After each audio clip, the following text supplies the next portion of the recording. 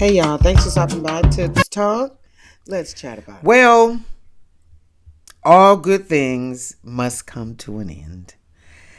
And after having eaten some of the best food to that point, I mean, from snails, the escargot and cheese and bread and that beautiful chocolate that I mentioned, and, wine. Oh my God. And crepes. It's poor, right? Still poor. So are we going to fancy restaurants every night? Come on now. Of course not. We are going to the crepe cart at the end of the block on our way to the RER train on our way to school every day and getting a ham and cheese crepe or a chocolate crepe, because crepes were like $1 or $2 at that time. That's what we survived off of in between the lunches and dinners at the Castle Dorm. That was student life in Paris, and I loved it. The ability to visit Versailles and Monet's house. I sat on the porch of Claude Monet's house and walked along the bridge where he painted the water lilies. Or the Or d'Orsay, the Louvre. I was there long enough to get to grow a relationship between a place and actually have a favorite museum. The d'Orsay, where the Van Goghs are, and falling in love with Impressionist art. All of these things weren't even available to me as a concept coming up in South Central LA and, living in Inglewood. Like, it wasn't even something that we dealt with on a surface level, far less on a more intimate level, breaking plates in the Spanish quarters with friends, just sitting around for hours, drinking and talking. I miss those types of activities. I remember drunken nights in the dorms. I don't know, people screaming and arguing and carrying on just because we can. I mean, what are you going to do? It was an experience that it was all, even though I'm there, I'm doing it, I'm a part of it. There's still a part of me that is always amazed that this is happening, and this is happening to me right now. And it was always this feeling of confusion of like, I'm doing this thing, but I don't understand how. But I am so grateful that it's happening.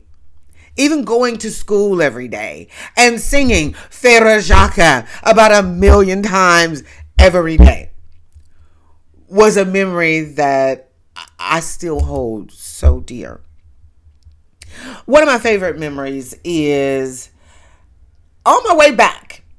So as you know, we are coming to the end of my time in Paris, and I now got to get back to London to get to my flight.